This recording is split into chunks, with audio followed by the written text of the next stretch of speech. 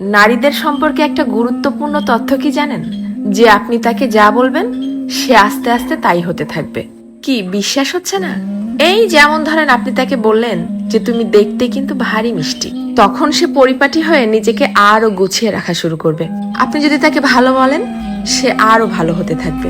আপনি যদি বলেন যে তোমার মনের মধ্যে অনেক মায়া, ভালোর জন্য তুমি নিমেষেই যে কোনো কিছু কুরবানি দিতে পারো, তখনও সে সেটা রপ্ত করতে শুরু করবে।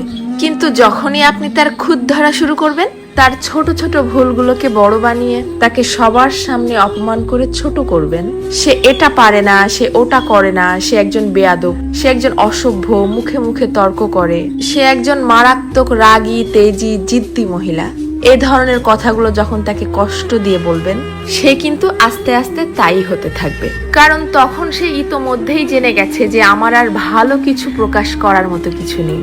সবার সামনে যেহেতু আমি খারাপ হয়েই গেছি, তো আরো খারাপ হয়ে যাই। তখন আর সে কোনোভাবেই কারোর সামনে নিজেকে সঠিক প্রমাণ করার প্রয়োজনীয়তা অনুভব করবে না। সে ধরেই নিবে যে কেউ আমাকে ভালো বললে ভালো, আর না বললে আরো ভালো। কে বুঝলো বা বুঝলো না এটা নিয়ে আর মাথায় ঘামাবে